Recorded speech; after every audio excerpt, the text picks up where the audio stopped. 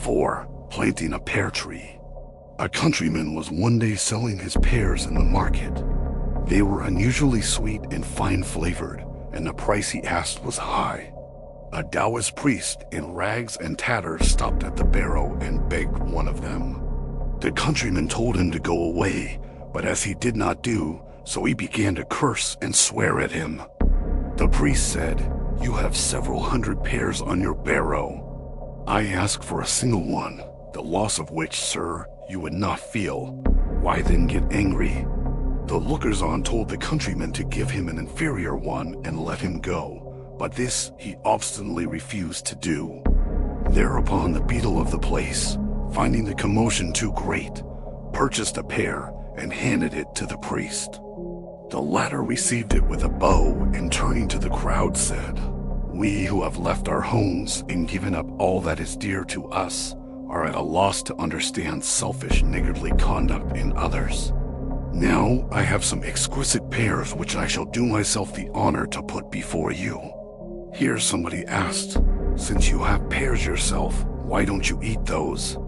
"Because," replied the priest, "I wanted one of these pips to grow them from."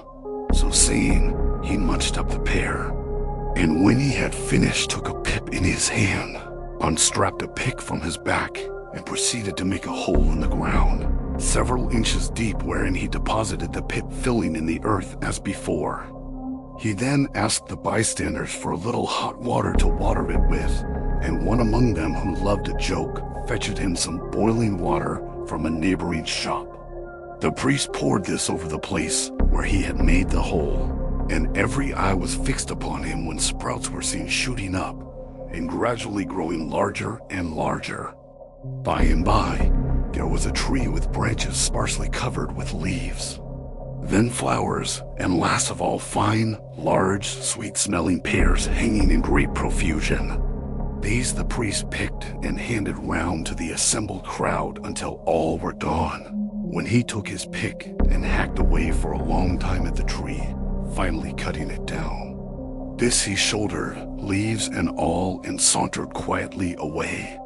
Now, from the very beginning, our friend the countryman had been amongst the crowd, straining his neck to see what was going on and forgetting all about his business.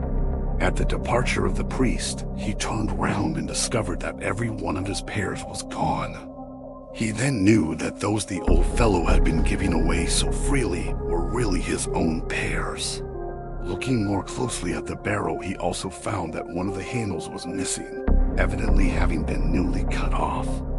Boiling with rage, he set out in pursuit of the priest, and just as he turned the corner, he saw the lost barrow handle lying under the wall, being in fact the very pear tree that the priest had cut down.